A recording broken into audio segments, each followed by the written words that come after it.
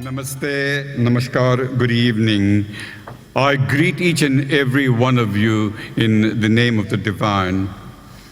I welcome you all to this long overdue Pandit Nardev Memorial Lecture. This function is long overdue since Panditji passed away in August 1994. And we are gathered together this evening in the very month that not only had Panditji passed away, but his very devoted and wonderful wife, Jaimati Ben, shed her mortal coil on the 1st of this month. May she rest in the arms of the Divine. And of course, our prayers are with the family that they enjoy the strength to bear her loss. I am very privileged this evening to be the program director. Pandit Nardev was not only an intellectual luminary who brought light into my life, but also into the lives of many of you who are present here today. I want to commence by acknowledging our chief guest speaker for this evening, Swami Saradaprabhananda. I would also want to acknowledge Swami Vedalankar Saraswati, Swami Maitri, Dr. C.P. Yogi. Thank you, Dr. C.P. Yogi of course, Dr. C.P. Yogi is of the Swami Vivekananda Cultural Center at the Consulate General of India. I don't see Dr. Bisram here, but I do acknowledge him. I also acknowledge our Minister, Praveen Gordon, who's here, and I'm very happy to see him present today because we were all part of the group that went to Gujarati school and had the benefit of being tutored by Pandit Nardev. So welcome, Minister. I also acknowledge representatives of the sister organizations and each and every one of you who have made time to be here. You are all our distinguished guests. Last but not least, of course, all the members of the Pandit Nardev Vedalankar family. Without further ado, I will call on Swami Vedalankar Saraswati to lead us into prayer. Swamiji. Brothers and sisters, my Prem Namaste to each and every one of you. If I may ask you to please rise and bow your heads as I recite the Gayatri Mantra and prayer of unity.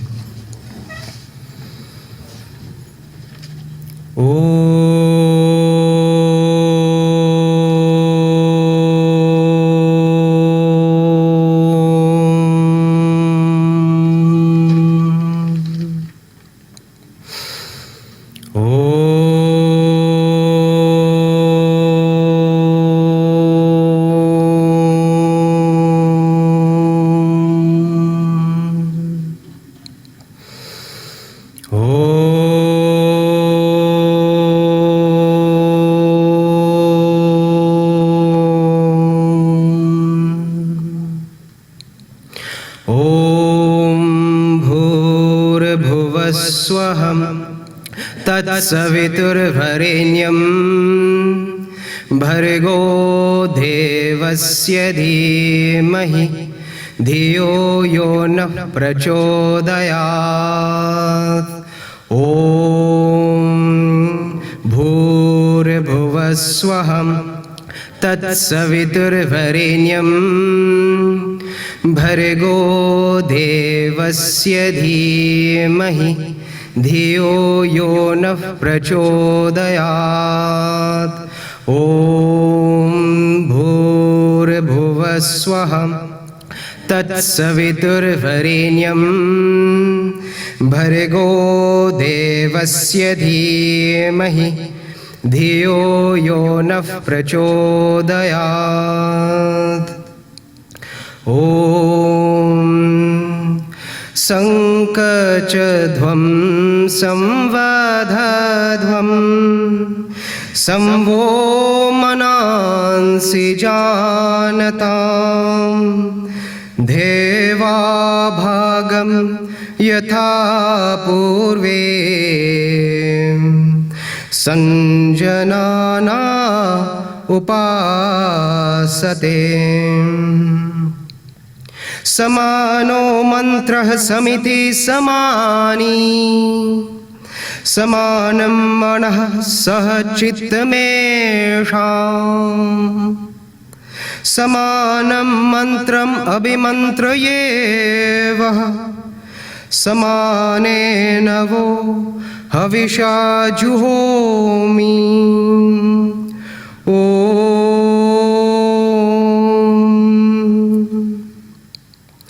सहनाववतु सहनो भुनक्तु सह वीर्यं करवावहै तेजस्विनावधीतमस्तु मा विद्विषावहै। ॐ असतो मा सद्गमय तमसो मा ज्योतिर्गमय मृत्योर्मा अमृतं गमय। ॐ शान्तिः शान्तिः शान्तिः। Namaste. You may be seated. Thank you. Thank you very much, Swamiji. Now it is my duty this evening to pay my personal tribute to Pandit Nardev Vedalankar, and I shall be referring to him as Guruji.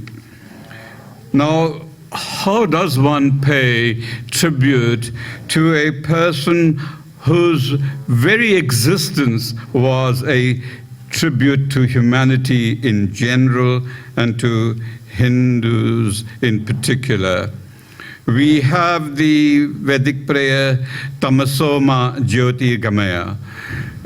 Each and every one of you will agree with me that Panditji brought a lot of Jyoti into our lives. Not only the lives of those who are gathered here, but the residents of this province and also the other province. I ask myself whether it was a coincidence that Panditji came to South Africa in the very year of my birth, 1947, because Panditji had a profound influence in the way I now appreciate the divine and humanity as a whole. I first met Panditji at the Gujarati school run by the Surat Hindu Association. He came to teach at the behest of the Surat Hindu Association. I am so glad that our forefathers found this jewel of the Vedas, who had completed his studies at the Gurukul Kangri in Haridwar, and appointed him as the vice principal of the Gujarati school. He brought a whole new insight into the Gujarati school syllabus and incorporated Dharma Shiksha as one of the subjects. He was my teacher as I progressed to the higher standards in Gujarati. I used to look forward to the subjects because it helped me to understand Hinduism better and to appreciate the teachings of the Vedas and the Upanishads.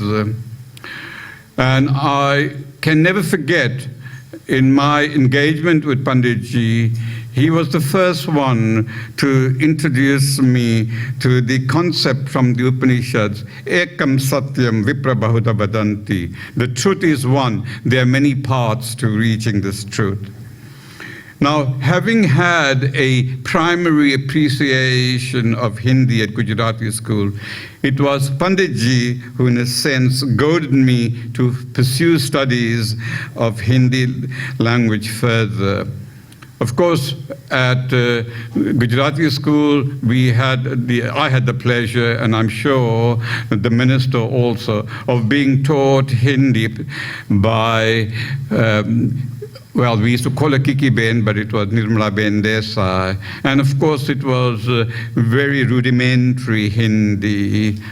पिताजी मुझे बाग में खेलने ले गए थे, तब मैं सोचता था लेकिन मेरे पिताजी के पास तो समय भी नहीं है मुझे खेलने के लिए जाने के लिए. Anyway, Panditji taught Hindi at the then M.L. Sultan College in the evenings.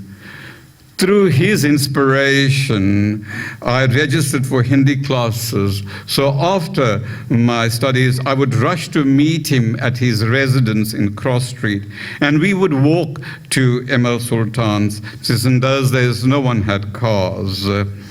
I don't know whether some of you remember the bridge that used to connect Cross Street with Alice Street. So we would cross that bridge and rush to M.L. Sultan. I went up to Pravesh, but could not go further because my Hindi exams were clashing with my junior certificate exams at high school. Panditji's energy and commitment was incredible. He would walk faster than I would after having finished Gujarati school at 5 p.m. I don't think he even had time to drink a cup of tea before proceeding to teach Hindi. Thus, I had the benefit of engaging with Panditji en route on various subjects, but especially on Hinduism.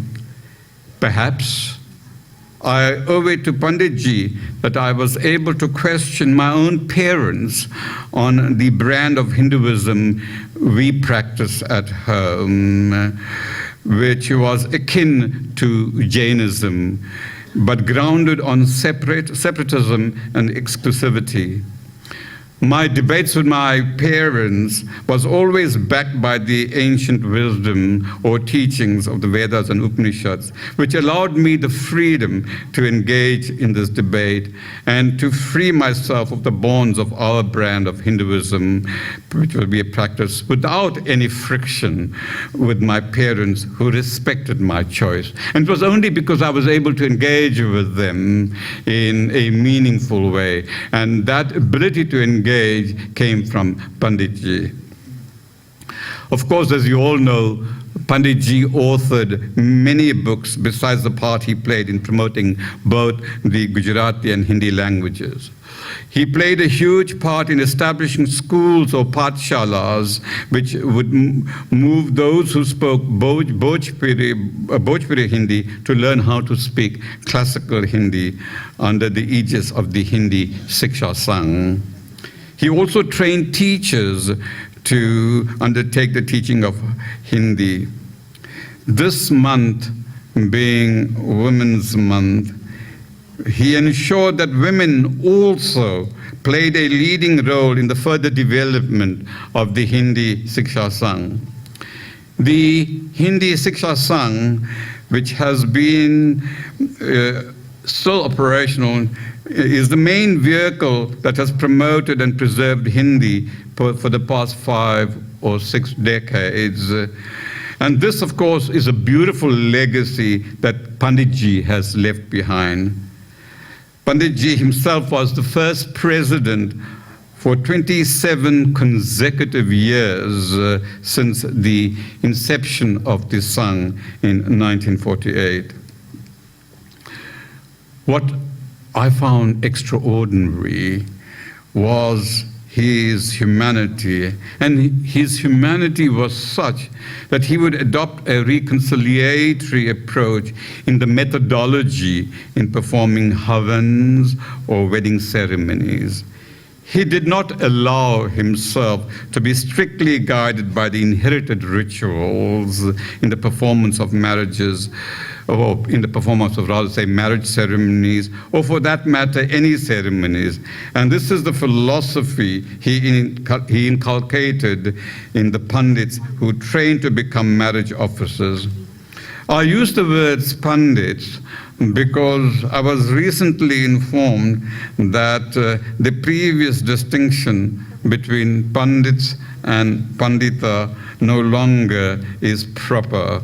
So I therefore refer to everyone, and even our female members who contributed to the Hindi Siksha Sang as Pandits. And of course, I was corrected by no other than Panditji's daughter. So I assume that is the gospel.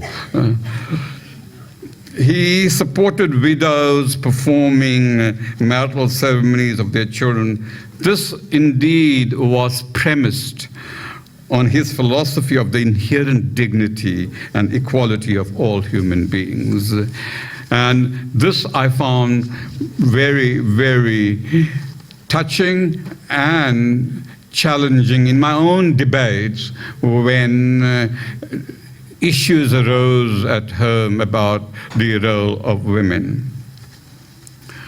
Panditji worked tirelessly without pension in promoting both the Gujarati and the Hindi languages, in particular, and in Hinduism in general. And when he was finally honored at the City Hall, and when a lump sum was presented to him, he immediately donated half of it for the promotion of Hinduism in isiZulu. And I had the privilege of working initially with Usha Ben and the late Dr. P.L. Patel, and we are glad that books have been translated into isiZulu. And so it is such a man that we honor today, and I am so glad to be able to play an active role in this memorial lecture. When this Kendra building was built, we were indeed grateful and proud that the room adjoining this hall, just next to it in fact, was named after him. The room presently is lying vacant, but there are plans afoot to use it to inculcate Hindu philosophy and religion amongst the youth in particular. And I pray that it becomes a reality soon. I want to conclude by saying that Panditji was one of the most inspiring and iconic figures in propagating Hinduism in a non-dogmatic way, combining, as he did, the ancient wisdom of the Vedas, the Upanishads, and the Puranas. I can only conclude by thanking Panditji for playing such a profound influence in my life. And with that, I want to now call upon Dr. Veena Lakshman and Rajesh Bhai to play bhajan for us.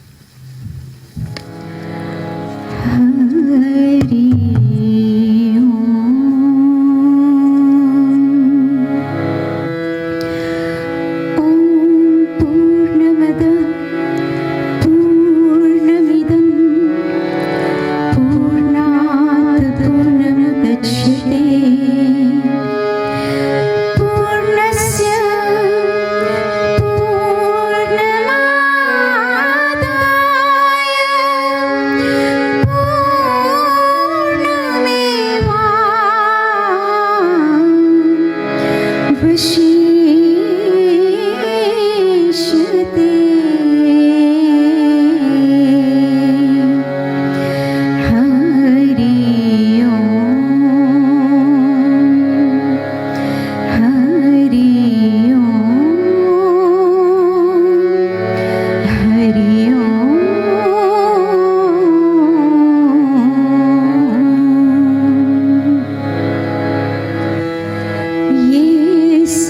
ब्रह्म है। तू ही ब्रह्म, मैं हूँ ब्रह्म, सर्व ब्रह्म ब्रह्म है, ये सर्व ब्रह्म है, ये सर्व ब्रह्म है। तू ही ब्रह्म, मैं हूँ ब्रह्म, सर्व ब्रह्म ब्रह्म है, ये सर्व सत्य है, ये सर्व सत्य है। तू ही सत्य, मैं हूँ सत्य, सर्व सत्य सत्य है, ये सर्व ब्रह्म है।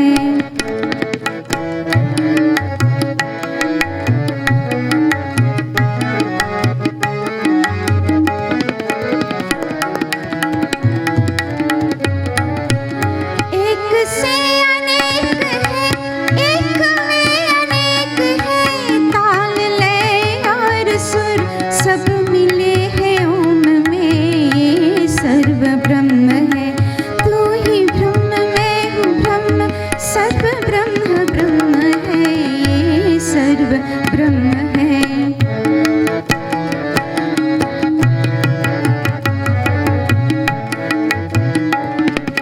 पूर्ण से तू पूर्ण ले, फिर भी वो संपूर्ण है। क्या है अंत, क्या अनंत, क्या अनंत, क्या है अंत, ये सर्व ब्रह्म है। तू ही ब्रह्म, मैं हूँ ब्रह्म, सर्व ब्रह्म ब्रह्म है, ये सर्व ब्रह्म है।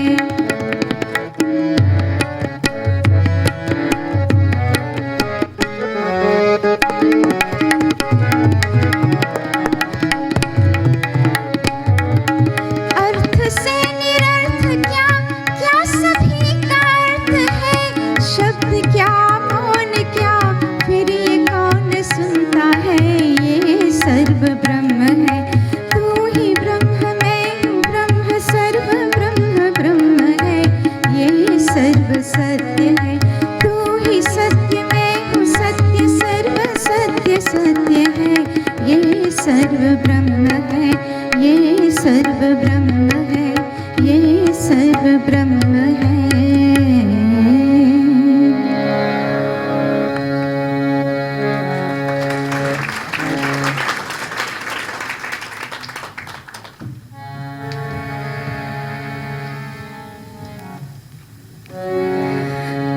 तुम ही हो माता पिता, तुम ही हो, तुम ही हो बंधु सखा, तुम ही हो। I think this is a song that most of you are familiar with, so I'm going to ask you to please join in, as Sibasramji has this wonderful smile on his face, so we'll dedicate it to him. तुम ही हो माता पिता, तुम ही हो, तुम ही हो बंधु सखा, तुम ही हो, तुम ही हो माता पिता, तुम ही हो, तुम ही हो बंधु सखा, तुम ही हो।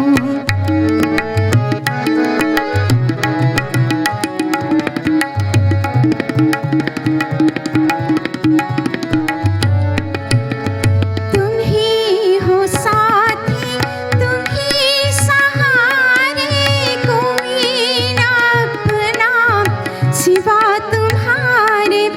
तुम ही हो साथी, तुम ही सहारे, कोई ना अपना सिवा तुम्हारे।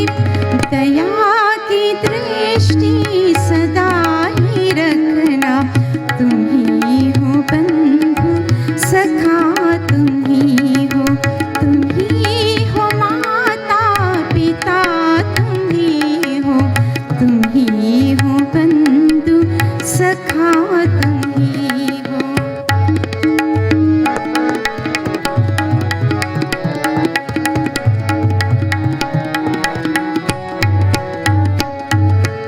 जो खिल सके ना वो फूल हम हैं, तुम्हारे चरणों के धूल हम हैं।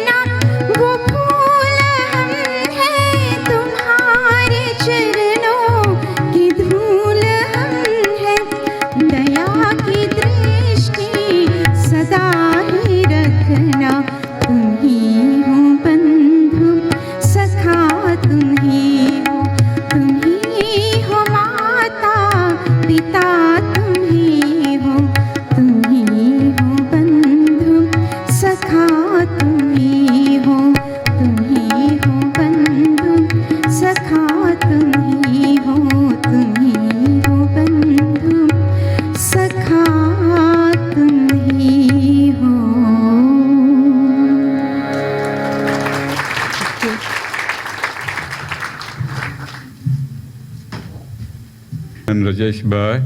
You'll be happy to learn that you're going to hear them Bevina Ben sing again a little later. But now I want to call upon those who are responsible. I think it's Vikram and Kamal who are going to present a video clip on Panditji. Thank you.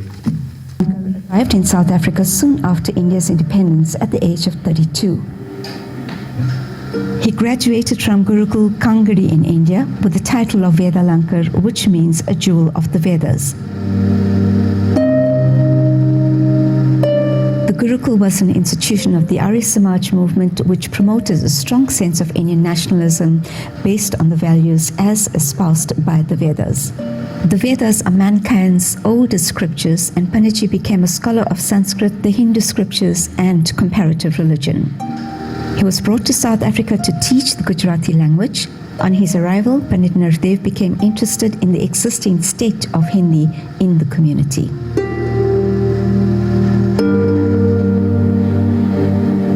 The Arya Samaj and its affiliates promoted the language through the many Hindi pathshalas or schools under its care.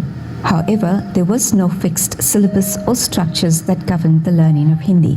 On 25th April 1948, Panditji established the Hindi Siksha Sangh in conjunction with other bodies for the teaching and promotion of Hindi in South Africa.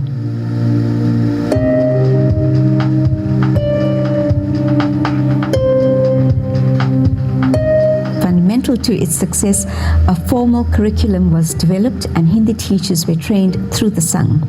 The Hindi Siksha Sangh became and is still an important governing body for the pathshalas as it continues to promote the Hindi language across South Africa.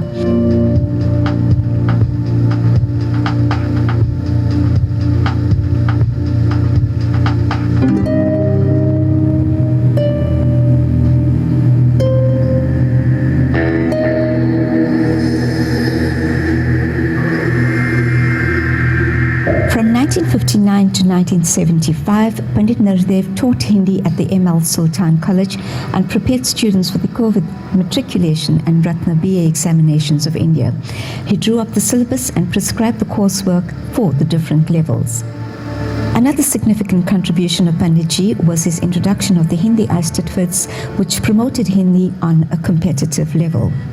Apart from Hindi, Pandit Nardev was also instrumental in the promotion of Gujarati in South Africa. He was responsible for training local teachers in the language and also lectured in Gujarati at the then University of Durban Westville from 1975 until 1985. The cultural boycott India had imposed on South Africa because of its apartheid policies meant that local Indians could not easily access literature on Hinduism. Books on Hindu philosophy translated into English were not commonly available at the time either. Pandit Nardev created the Ved Niketan, a standing committee of the Arya Samaj South Africa, to address this situation. The committee was responsible for spreading the knowledge of Hinduism into the community through various publications. During this period, Pandit Nardev authored many publications and published a number of books which all Hindus benefited from. In 1984, he started the monthly magazine Ved Jyoti, which carried simple articles on Hindu Dharma. This gift of knowledge is still serving the Hindu community today.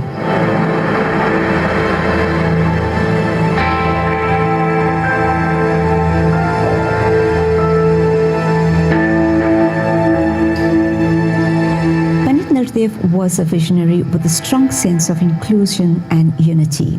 This gave birth to Shastra Navneetam, a literary gem that made a significant contribution to the education of Hindus about their religion.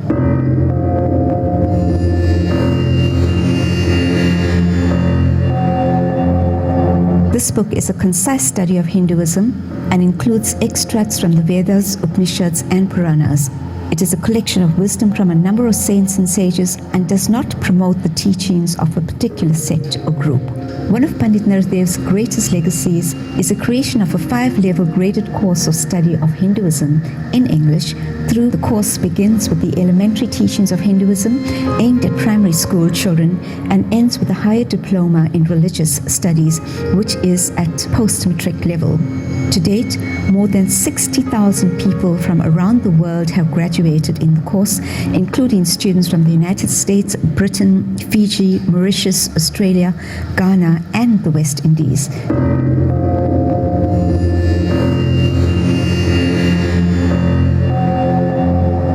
The work of the Ved Niketan still continues today, with learners from Africa also taking the exams. Pandit Nardev also established the Vedic Purohit Mandal, an academy for priests, in 1952. To date, the Mandal promotes the formal study of the Vedas and other scriptures by Vedic priests for conducting the 16 sacraments that are core to Hinduism. As a progressive organization, the Vedic Purohit Mandal has also ordained hundreds of female priests over the years. Pandit Nardev was its first chairperson and trained several Vedic priests, including the training of the first African Vedic priest, Charles Anko, graduated from the Priest Academy in Durban before returning home to Ghana. Pandit Nardev was an eloquent speaker and had the special ability to explain the significance of the various ceremonies performed with understanding to priests and the public alike. In 1988, Pandit Nardev celebrated his 75th birthday.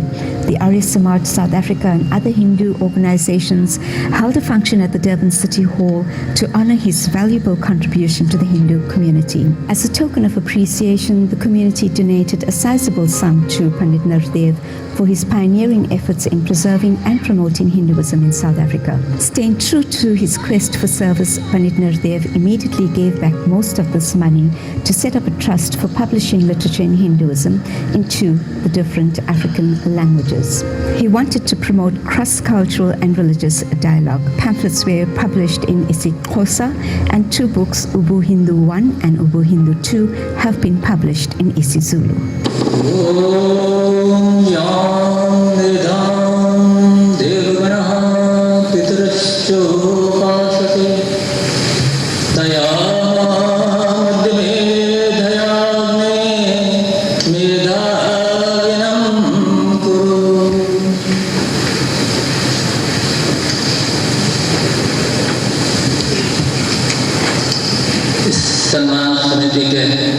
अध्यक्ष साथ में संयुक्त हुए विविध संस्थाओं के अध्यक्ष और पदाधिकारीगण,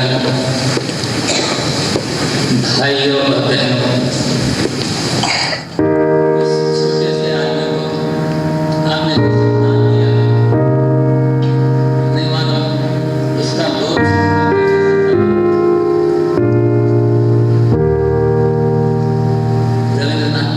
Pandit Nardev lived every day of his life with purpose and accomplishment.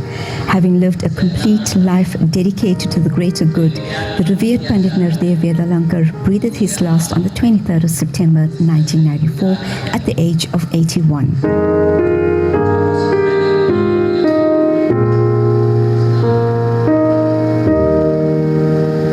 He worked tirelessly to bring about unity and positive changes in the Hindu community in South Africa. His memory is etched in the hearts of those who are blessed to be in his presence. His legacy lives on for generations to come. His legend is immortalized in his favorite quotes, Mitrasya Chakshusha Samikshamahe and Vasudeva Kutumbakam, which means, may we see all with a friendly eye, and the world is one family.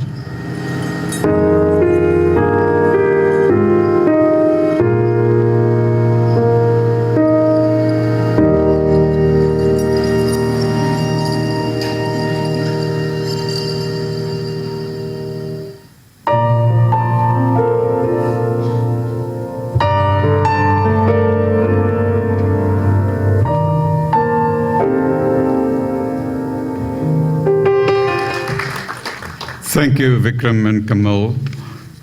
I now have the pleasure of introducing our guest speaker for this evening. Of course, he needs very little introduction. I refer to Swami Saradaprabhananda, the president of the Ramakrishna Center. Swamiji was born in Durban, our beautiful city, and he joined the Ramakrishna Center of South Africa, a religio-humanitarian organization, in 1975.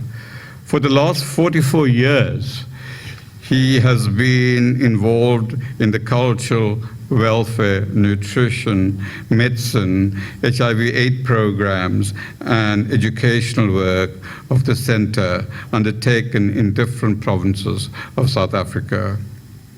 I know the invaluable contribution that Swamiji has been making, and there have been occasions when I have been privileged to accompany Swamiji in his endeavors to reach out to the poor.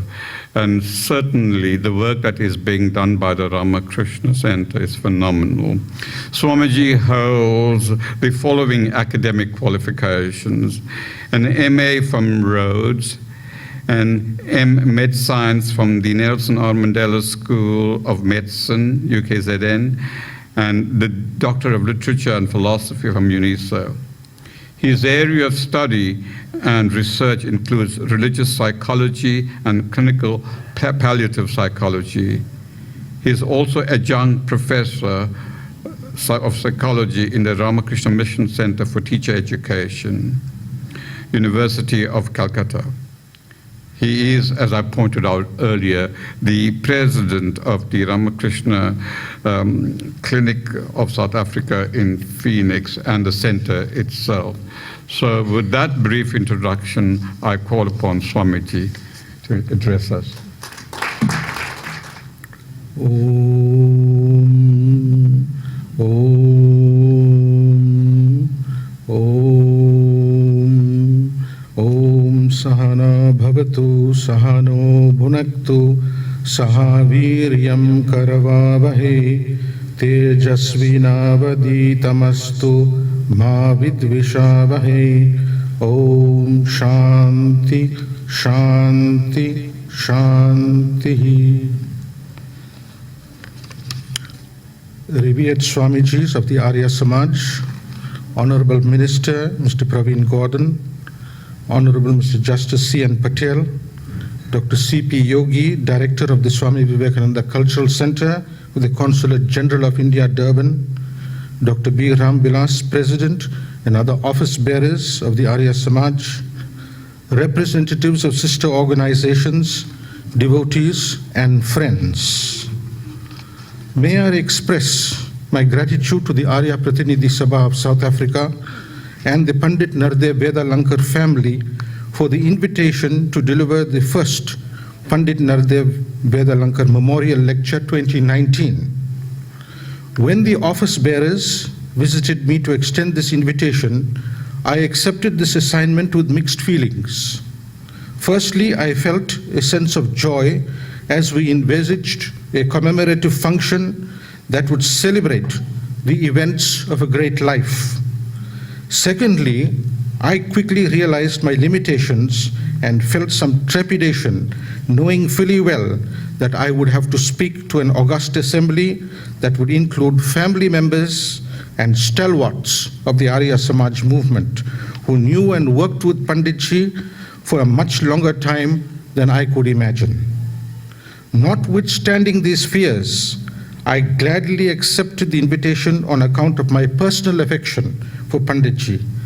This affection is nurtured by my profound appreciation for the noble work carried out for a protracted period.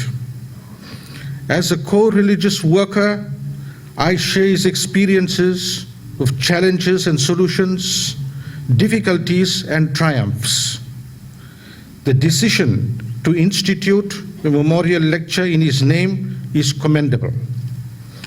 I first met Panditji in 1974. he was presiding over a Havan ceremony at the newly opened Vedic temple in Carlisle Street in Durban. This was followed by his appearance on the stage for a formal function in the adjacent Swami Dayanand Hall. He was in the company of some of the stalwarts of the Samaj, namely Mr. Sukraj Chote, Pandita Prabhavati Nanakchand, Dr. Shushupal Rambharos, Mr. Bal Ganesh, and others. Even as a youth, I knew immediately that he was a leader, not because he was cloaked in the dignified attire of a priest, but because he exuded an air of unobtrusive leadership. Ever since that time, I had more or less regular contact and interactions with him till his passing away in 1994. Like many of you in this audience, I also cherish a repertoire of memories that are still etched in my mind. Some nostalgic scenes that I recall are that of a multifaceted leader pursuing multiple goals at the same time. I saw Panditji dressed in his characteristic priest's garb, intoning mantras in crisp Sanskrit at Vedic Havans. Sometimes I saw him with chalk in hand, writing the letters of the Gujarati alphabet for children at Bharat Hall. At other times, he was teaching Hindi at the erstwhile M.L. Sultan Technical College or Gujarati at the University of Durban Westville. I recall his eloquent lectures on the Isha Upanishad in the Vedic temple. His contributions to community meetings were respected. His missionary zeal was palpable.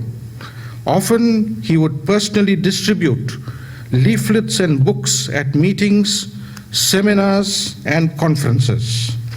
His work to cultivate and nurture the priesthood is now legendary. He was a family man, a friend, philosopher, and guide to many people in our community or society.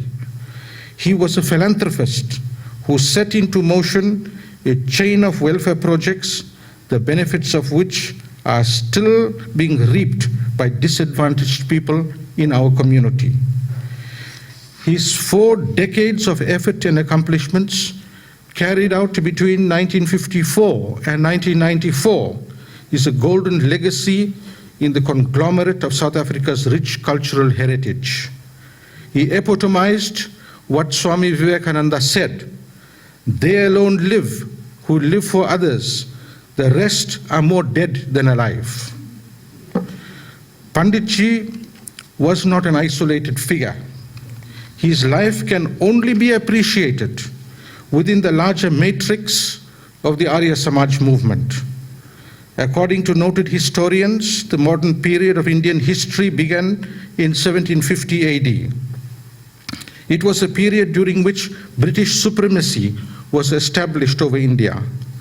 During this time, the entire nation was in a crucible in which colonial forces had come into contact with India's religion and culture. Hindus responded with full vigor to the incoming Western culture. In this process, a great renaissance was generated by towering Hindu leaders. One of the stalwarts of this renaissance was Swami Dayanand Saraswati, who lived from 1824 to 1883. Brought up and nurtured in the ancient Vedic law and the traditions and culture of his motherland, he metamorphosized into a visionary and pragmatic leader. In 1875, he founded the Arya Samaj in Bombay, now Mumbai. Subsequently, in 1877, he and his followers crystallized the organizational principles in Lahore, which is now in Pakistan. This endeavor placed the Arya Samaj on a more formal footing. Swami Dayanand spread his network through Lahore, Rajputana, Gujarat, the United Provinces of Agra and Oudh, and above all in the Punjab. After some diligent work, some of the most important Hindu personalities, politicians, and Maharajas belonged to the Arya Samaj. As early as 1875, Swami Dayanand enunciated the fundamental objective of the Arya Samaj. This became one of its principles that was to guide the work of the Samaj. And I quote it, "The primary objective of the Samaj is to do good to the whole world by bettering the physical, spiritual, and social conditions of humanity." The work of the Samaj in India is well documented, and most people in this distinguished audience would have a reasonable or even a specialized knowledge of it. However, it would be an injustice on my part if I do not mention, at least in brevity, the impact of Swami Dayanand on the Indian Renaissance. For this purpose, may I quote the words of Monsieur Romain Rolland, the French Nobel Prize winner in literature and a historian of note, and I quote his words. "Dayanand transfused into the languid body of India his own formidable energy, his certainty, his lion's blood. His words rang with heroic power. He set the example of a complete clearance of all the encumbering growth of privilege and prejudice by a series of hatchet blows." Unquote. Significantly, Romain Rolland went on to write, and I quote his words again, "He was one of the most ardent prophets of reconstruction and national organization, one of the builders of unity, one of the shepherds of humanity." Unquote. Now, Pundit Nardev Vedalankar is proudly associated with this movement, the Arya Samaj. It is his ideological base and the methods of work that he adopted, though focused on South African conditions, have their origin in the principles and workings of the Arya Samaj in India. Panditji was born on the 17th of November 1912 in a hamlet in Surat in India.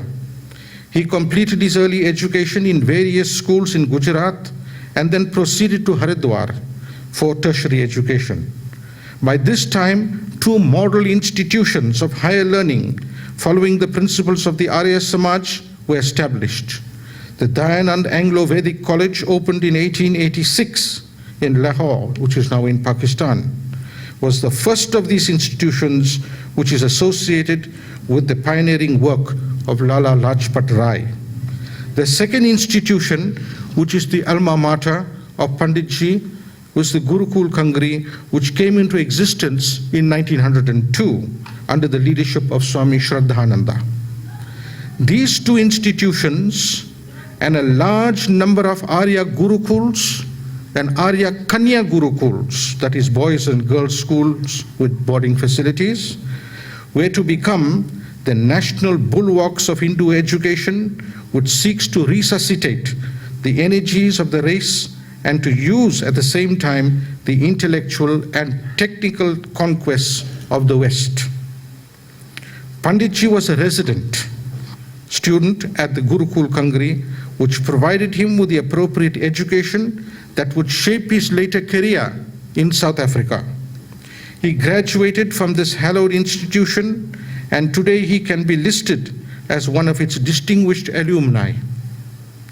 Happily, after nearly 120 years, the institution is still in existence and has metamorphosized itself into the fully fledged Gurukul Kangri Vishwa Vidyalaya, a deemed university registered with the Government of India and coming under the regulatory control of the University Grants Commission.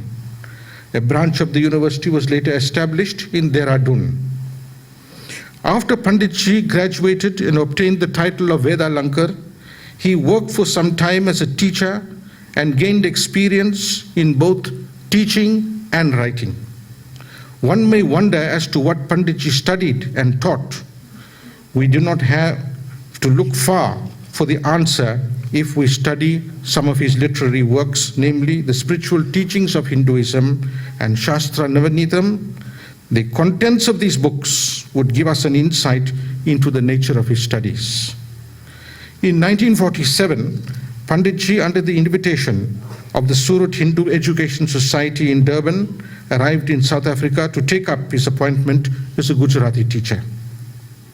This event opened a new chapter in the cultural history of the Indian community in South Africa. I have personally vivid recollections of how the Bharat Hall and the classrooms of the Surat Hindu Association was a vibrant hub of activities encompassing Gujarati classes, value-based education, Eisteddfots, commemorative events, lectures, and workshops. Panditji obviously was in the midst of these events, keeping both the younger and older generations informed of our Vedic heritage. His sincerity and integrity was palpable. His efforts in the classrooms where he taught were soon to produce children and adults who would know Gujarati and Hindi. Now, one of the earliest projects undertaken by Panditji was the training of priests. Priests form an important part of society. They provide religious leadership, impart spiritual and moral education to the masses, preside over important religious ceremonies, offer counseling, and maintain the spiritual health of our society. Such important functionaries in society cannot undertake their duties in an arbitrary and disorganized manner. It is a universal phenomenon that from time to time some priests have overstepped their mark, resulting in widespread spiritual degradation in society. Rabbinical tyranny has left a black spot on Jewish history.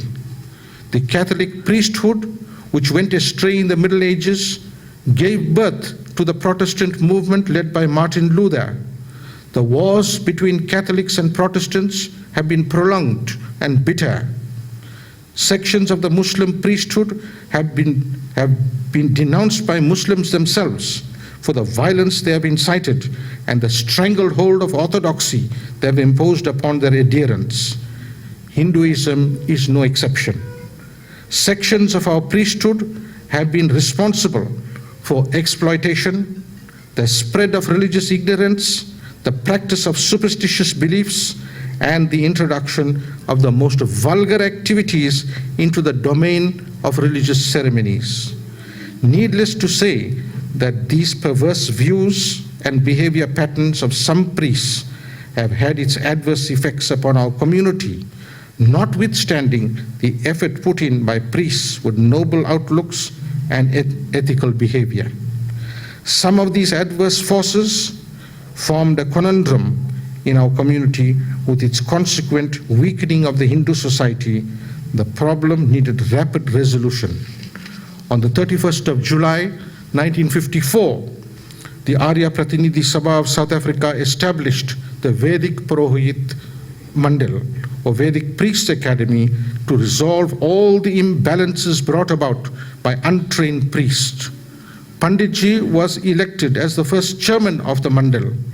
It was a significant step to institutionalize the priesthood, thus providing priests with affiliation, standard training, a code of conduct, and goals that priests ought to achieve in our society. This entire initiative was pioneering and complex work and involved the extraordinary but correct step of inducting ladies into the priesthood. People had to be motivated to be attracted to the priesthood. Language classes in Hindi and Sanskrit had to be conducted. Vedic chanting had to be made crisp for the liturgy, and Vedic sacraments, of which there were 16 that were highlighted, had to be learnt. Religious celebrations had to be organized. Discourses on Vedic principles, the Upanishads, etc. had to be imparted. Priests had to organize their behavior over time and across situations so as to contribute towards the positive religious well-being of society. No priest could live in proud isolation or passive support of the society. The aims and objectives of the Vedic Purohit Mandal carried an important humanitarian objective, which I quote: Priests must assist in times of natural disasters, catastrophes affecting people on a national or local level, and during times of death. Since the inauguration of the Vedic Purohit Mandal in 1954 to the time of his passing away in 1994, a period spanning 4 decades of our history, Panditji and his colleagues invested their acumen and resources in mounting the syllabi for the various courses, conducting the teaching sessions and practical workshops, and conducted assessments and examinations for student priests. Thus, a significant institution was created to serve the religious needs of our community. Over these decades, we have witnessed the joy of a young couple naming their child at a naming ceremony, or the happy union of a bridal couple whose marriage has been sanctified by Vedic mantras and rituals, or the solace that emanates from the chanting of mantras at the loss of beloved ones in times of funerals. It all has its origins in the classrooms and workshops of the Vedic Purohita Mandal, so carefully envisioned and nurtured by Panditji. Now it is the great responsibility of the Arya Pratinidhi Sabha and the leadership of the Purohit Mandal to sustain and build upon this vision and work. Panditji left his baton in capable hands, but we should never, even for a moment, believe that the future priesthood could be sustained without sacrifice.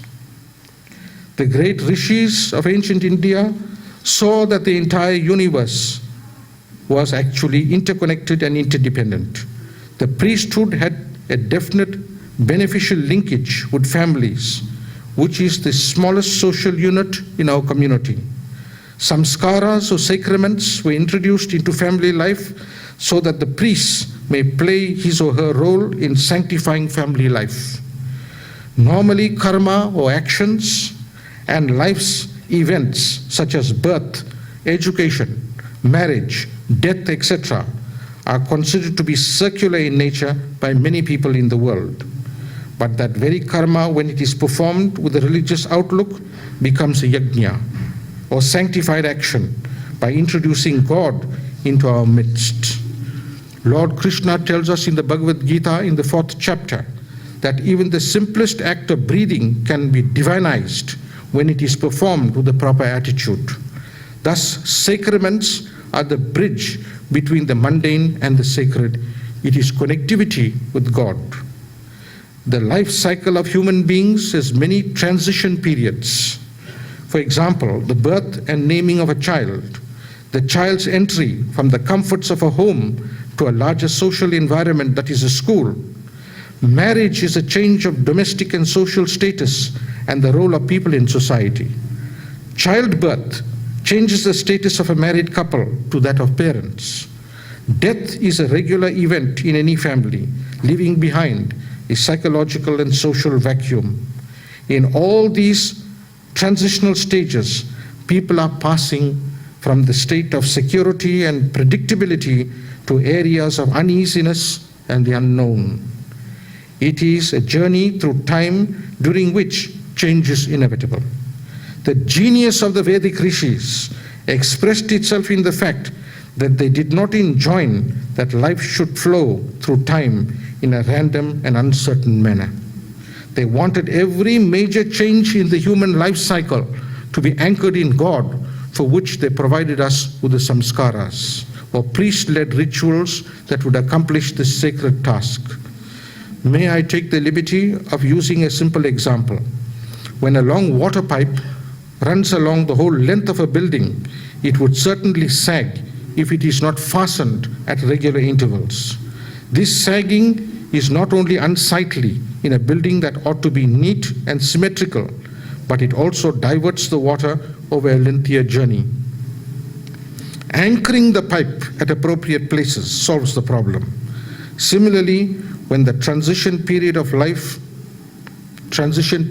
life are anchored in God, the journey of life is invested with spiritual underpinnings that give us security and connectivity with God. Samskaras achieve this purpose.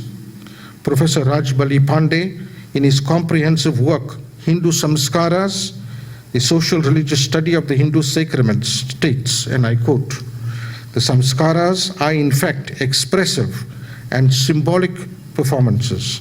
They also contain dramatic utterances and theological gestures. Without an inkling into these aspects of the samskaras, they appear to be fanciful, puerile pranks. The samskaras give expression to the aspirations of the Hindus," unquote. Panditji introduced the samskaras into the curriculum of the Vedic Purohit Mandal. Its importance cannot be underestimated. Its regular maintenance by priests and families should not be neglected. Now, Panditji had written a number of books. Most of these books were intended to be textbooks to be used for the graded courses undertaken by the affiliates of the Samaj. The books, pamphlets, and tracts may, however, be read even by the general public. I think that most of us would consider his Shastra Navanitam to be his magnum opus. Panditji's broad-mindedness is reflected in this book as it conforms not only to the Arya Samaj doctrines but extends itself to the larger Hindu fold to encompass the essence of the Ramayana, the Mahabharata, the Tirukural, the works of Kabir, Surdas, and Meera of the Bhakti movement. Discerning the need of busy people to have a quick but necessary glimpse of Hinduism, Panditji developed what may be called his capsule literature. By this, I mean that he gave us the important teachings of Hinduism in synoptic form, that is, in capsule form. Let me cite two examples of this. The first is the 5 P's of Hinduism: Paramatma, or God; Pratana, or prayer; Purushartha, human effort and karma; and Purna Janma, reincarnation; and Prani, Daya, that is, a need for compassion. Anyone knowing these 5 P's would get a bird's eye view of the principal doctrines of Hinduism.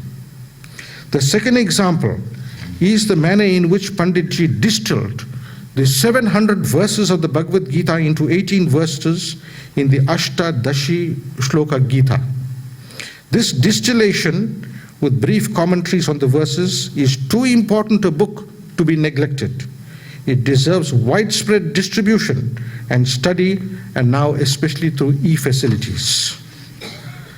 Panditji extended his campaign of fulfilling the 8th principle of the Arya Samaj, that is, to diffuse knowledge and to dissipate ignorance through agencies such as the Hindi Siksha Sangh, Radio Hindwani for mass communication, the Mahila Mandal, etc., to name a few.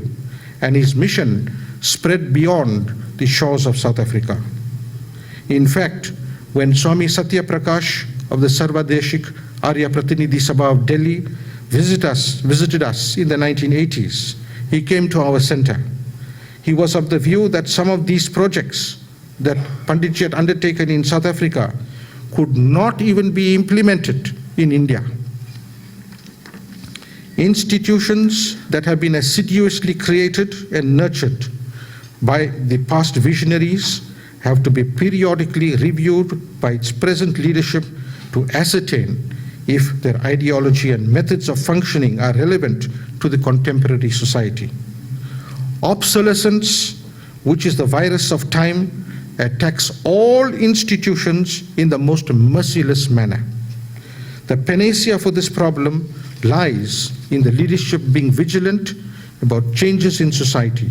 In fact, with the speed with which the world is changing due to technological advancements, the demand is that our leadership learns, unlearns, and relearns, or be swallowed up by the dragon of obsolescence.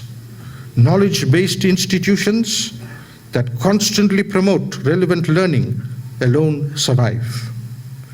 Legacies of the past, role models of yesteryears are valuable assets to build our future, but an organization can only move forward and no further than the vision of its leaders could take it.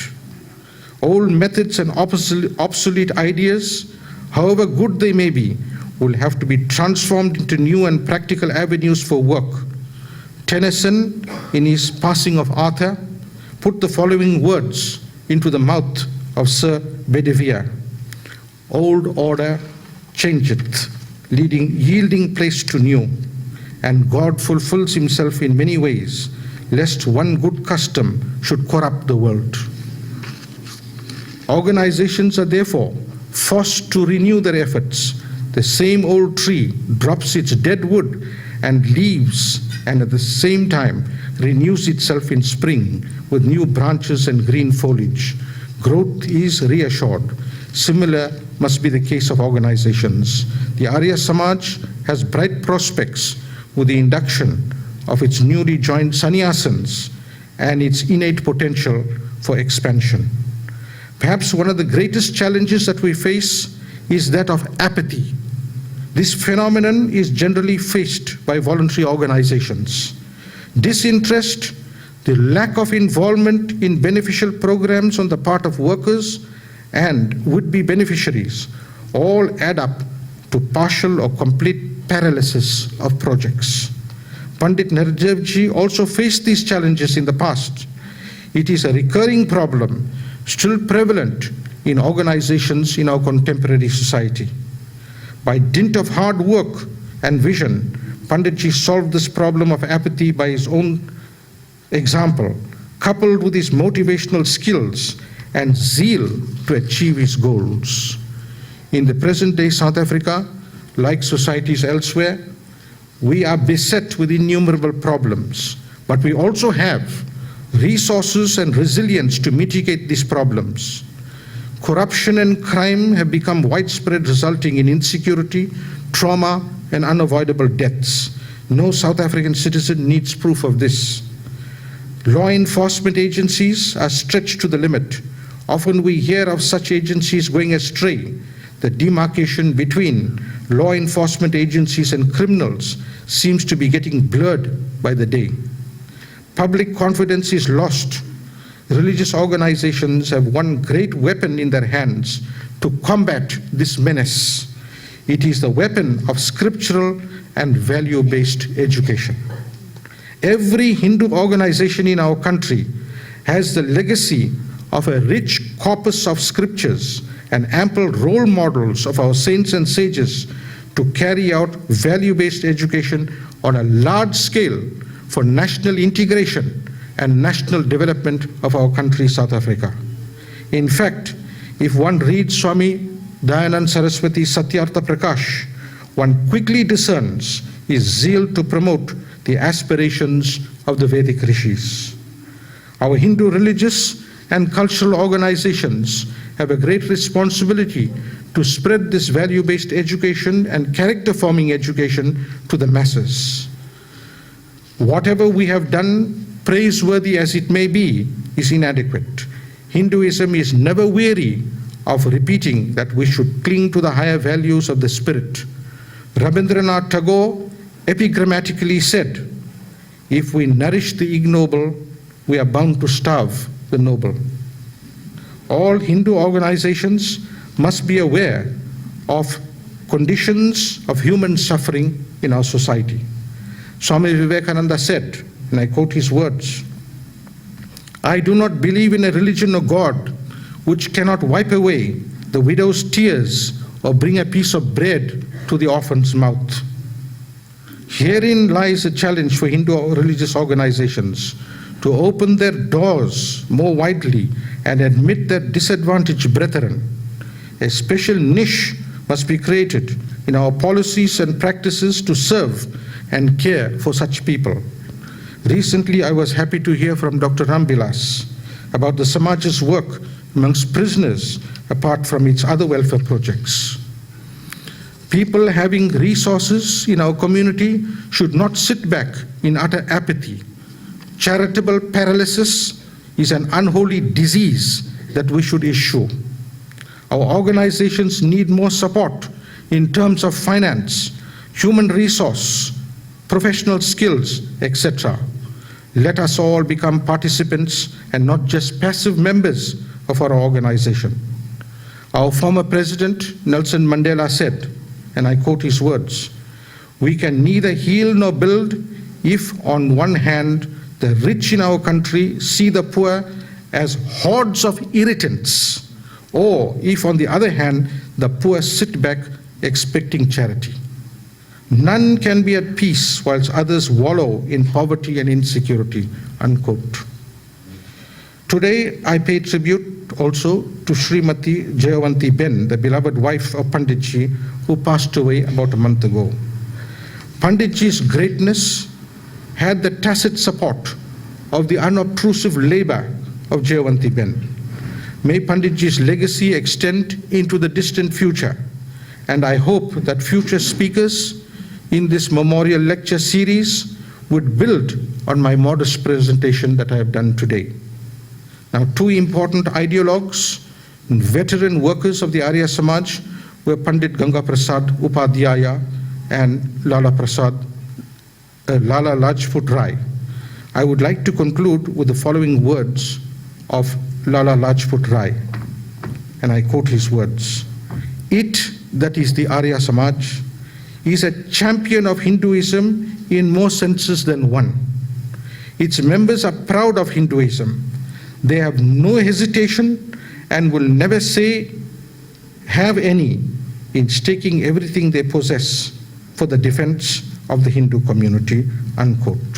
Finally, may I humbly join our great Vedic rishis in articulating our ambition. Krinvanto Vishwam Aryam. Let us make the whole world noble. Thank you. Thank you, Swamiji, for that very informative and beautiful lecture and tribute to Pandit Nardev. I now call upon Veena Ben and Rajesh Bhai to once again sing their beautiful bhajans for us.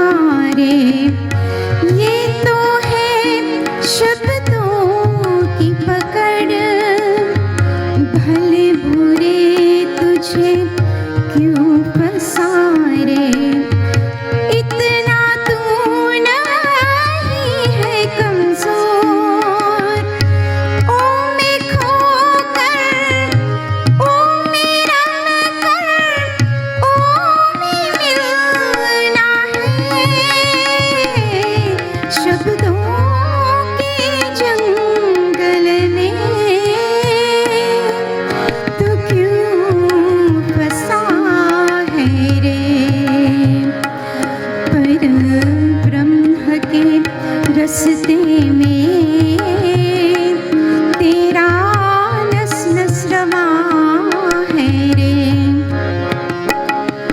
आनंद तू ही परमानंद तू ही, आनंद तू ही परमानंद तू ही। ओ में खोकर ओ में रंग कर, ओ में मिलना है। शब्दों के जंगल में तू क्यों फंसा है रे।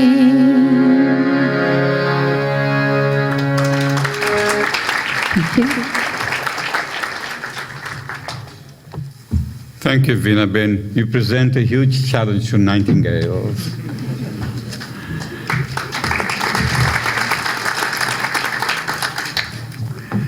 It is now my pleasure to call upon Divesh Kasiram to speak on the lessons learned from your forebears. I was very pleased when I first met Divesh and his brother to see that our young are being inspired to greater heights in the religious field. Mr. Divesh Kasiram is a graduate of the University of Pretoria and is a qualified chartered accountant. In 2017, under the guidance of the Swami Vedalankar Saraswati, who is present here, he left for India to further his studies in Vedic Dharma, Yoga, and spirituality. In 2019, he joined the Arya Samaj of South Africa, serving on a full-time basis. He is committed to promoting and spreading Vedic wisdom to the global community. I call upon Divesh. Thank you, Program Director. Pujya Swami Saradaprabhananda ji, Pujya Swami Vedanand Saraswati ji, Pujya Swami Maitri ji, President of the Arya Samaj, Dr. Bisram Rambilas, the Vedalankar family, ladies and gentlemen, my humble namaste to each and every one of you. It is an absolute honor for me to have been afforded this opportunity to address you on this inaugural memorial lecture of the late Pundit Nardev Vedalankar. I may not have known the late Pundit Nardev ji personally, as his life was before my time in the Samaj.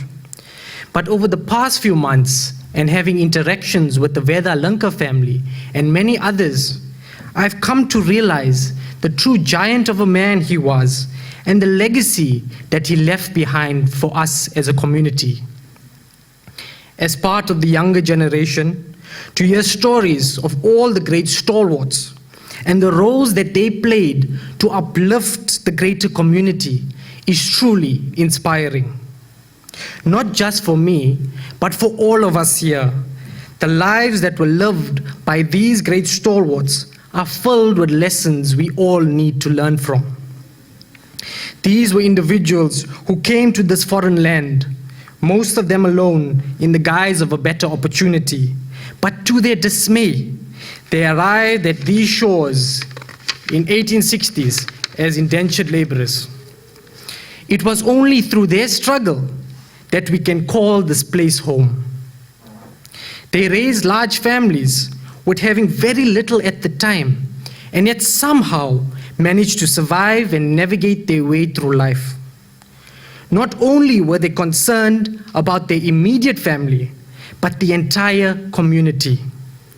They had a greater vision in ensuring that the values and culture that they grew up with from their motherland was not lost. To achieve this, many sacrifices were made. I've heard the stories of our fathers and mothers who went door to door in the collection of funds. Some who literally lost their lives as a result.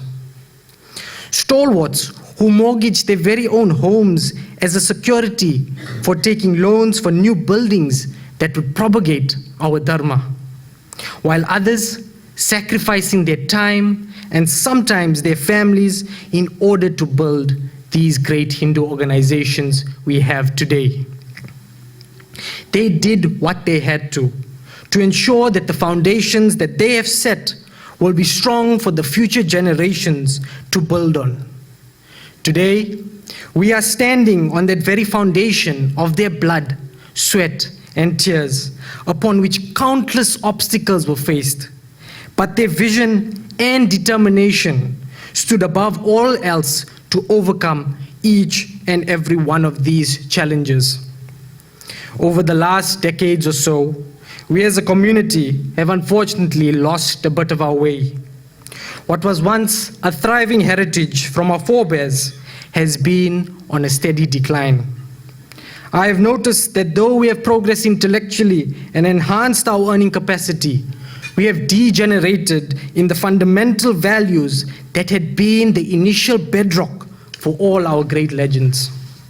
Immediate families are no longer at peace with each other, let alone the greater community.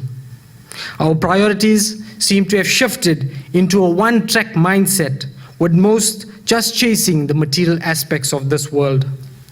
As a result, our Dharma is at a great crossroads, with the younger generation losing the very teachings upon which our forebears stood upon. With the many conflicting views, the youth are in a state of disillusionment, not knowing in which direction to turn.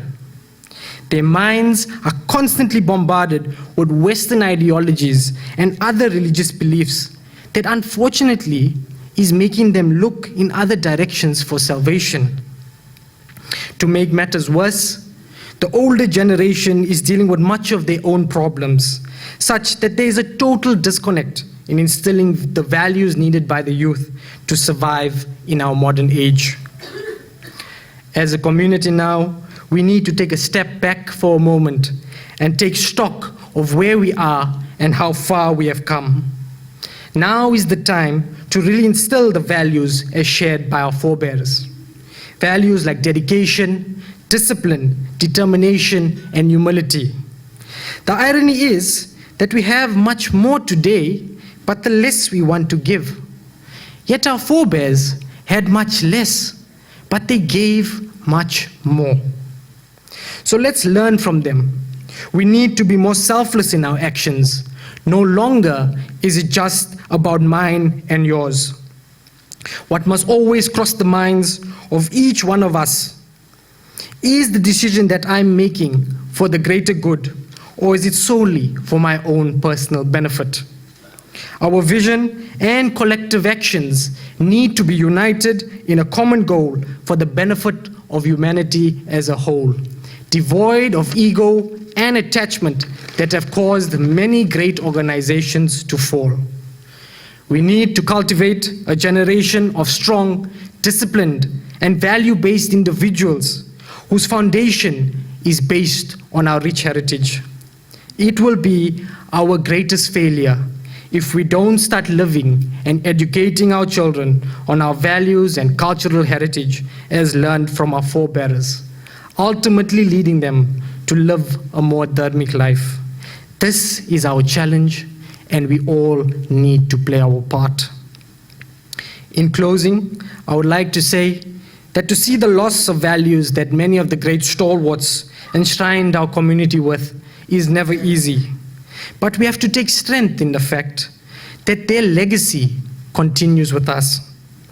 It is our responsibility to pay it forward. At the end of the day, this was the measure of their lives lived. It is not the length of the life that matters, but the depth of it. And for each one of you, their children, can hold your heads high, knowing that your parents played the most vital role in developing our Indian heritage here in South Africa, a nation we can now call our home. Namaste and thank you.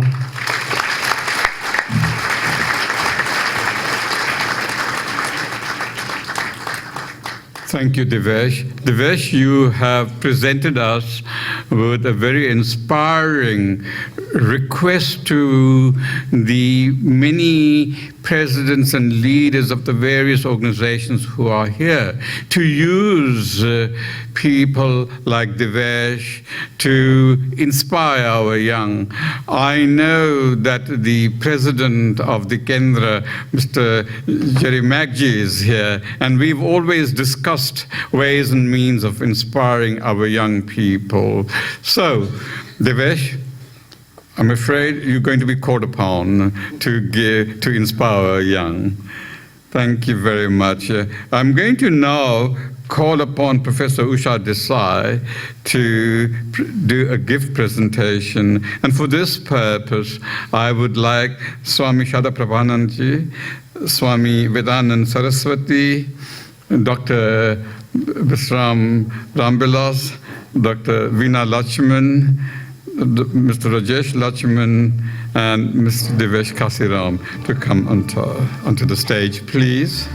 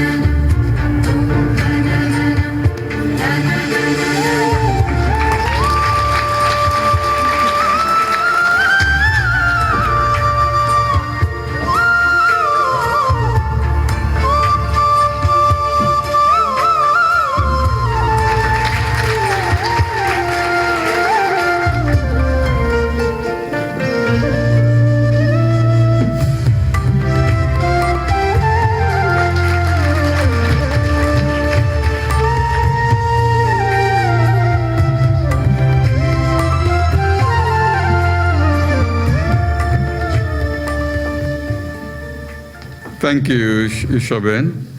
I now call upon Pandit Nardev's granddaughter, Kriti, to move a vote of thanks. Ladies and gentlemen, my Prem Namaste to you. The Sabha and the Nardev Vedalankar family is deeply indebted to the following individuals and organizations for their support and assistance received in making today's function successful.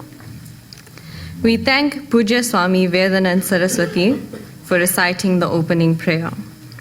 Our guest speaker, Pujya Swami Saradaprabhananda of the Ramakrishna Center, South Africa, for his thought-provoking and eloquent talk. The audience is enriched by the wisdom gained from this talk. We would also like to thank Judge Chiman Patel for his biography, vision, and values of Panditji, expressed so concisely, and for being our program director for today. Dr. Veena Lachman and Mr. Rajesh Lachman for the soulful renditions of bhajans. We express our gratitude to Devesh Kasiram for his talk on lessons learned from your forebearers, and trust these will not just be words, but lessons we will implement going forward. Our appreciation goes out to Mr. Vikram Vedalankar and Mr. Kamal Kasiram for the audio-visual setup. Mr. Sudha Singh of Africa Lotus, his production team, and Jay Balwant for the video clip on Panditji. Atlas Printers for printing the brochure at a discounted rate, and Jay Balwant for his compilation. Dr. B. Ramilas for the recital of the mealtime prayer.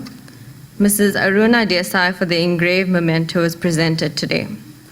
A function such as this requires considerable funding, especially as the committee wants to make this memorial lecture with eminent keynote speakers, a 2-yearly event.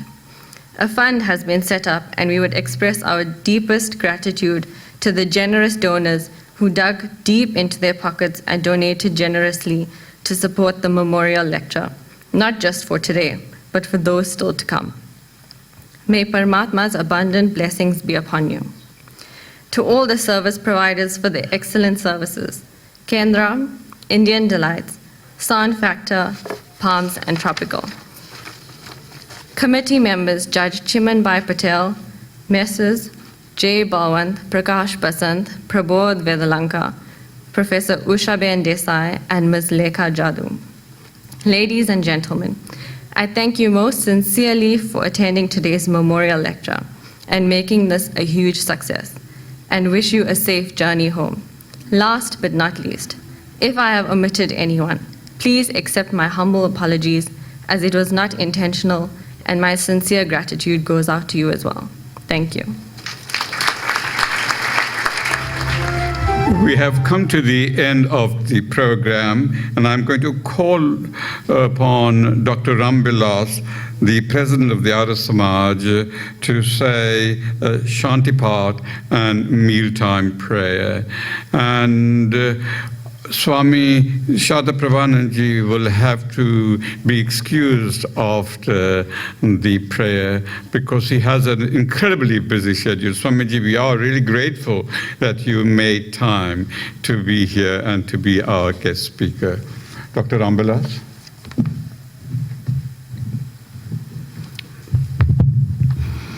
Maybe before I take you into prayer, just a line or two as a tribute to Panditji. जब सवेरे सुबह प्रातः काल सूरज जब उगता है तो इस सारे धरती जो है पृथ्वी पर प्रकाश लाता है और धीरे धीरे वो सूरज इस आकाश आसमान पर से गुजरते हैं और जैसे जैसे सूरज की राह जो है चलती है वैसे वैसे हमारे जीवन गुजरता है। पहले सवेरे के साथ जो बसंत है, दिन के बीच के गर्मी में जो ग्रीष्म है, और जब धीरे धीरे से संध्या काल पहुंचता है वो शरद है, और फिर जब सूरज डूबता है तो रात की अंधेरी छा जाती है। परंतु जब सूरज डूबता है ये सूरज की मृत्यु नहीं है। जब सूरज डूबता है तो ये सूरज की मृत्यु नहीं है, क्योंकि जब उस अंधेरे में, उस आसमान में और उस आकाश में जब चांद और तारा चमकता है तो ये हमारे लिए प्रमाण है कि अब भी सूरज चमक रहा है, और इस तारे और चांद के प्रतिबिंब हमसे यही कहता है कि सूरज अब भी है, सूरज अब भी है, और उस चांद और तारे के माध्यम से उस प्रकाश अब भी हमारे बीच में फैल रहे हैं, और ये है पंडित नरदेव का काम।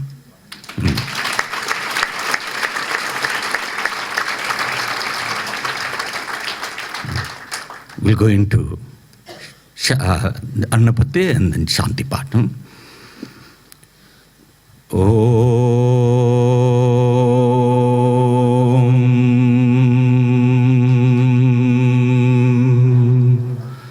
Annapate annasya no de anamivasya shushmanaha प्रप्रदातारंतारिष ऊर्जन्नो देहि द्विपदे चतुष्पदे ओम द्यौ शान्तिरन्तरिक्षं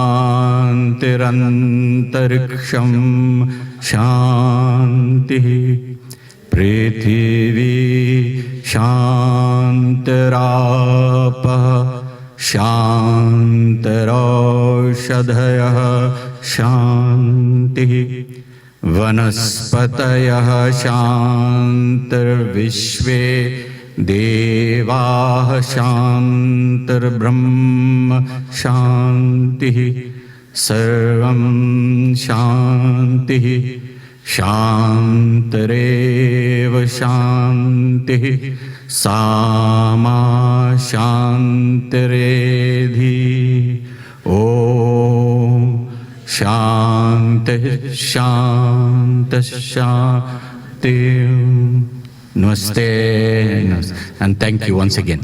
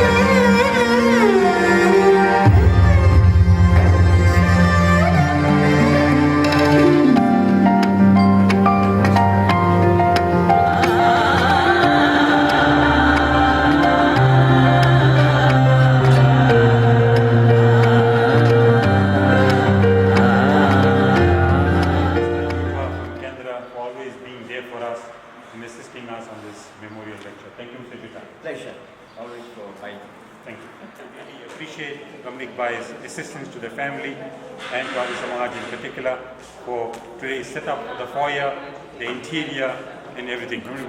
Thank you very much. Few words to say for Panditji. Well, we were all, I can remember Panditji performing my wedding, right? That's the first time when he came at the Orient Hall. Yeah? Oh, it's too long to think about 1971. Okay, and it's a pleasure to do something at the Kendra. Thank you.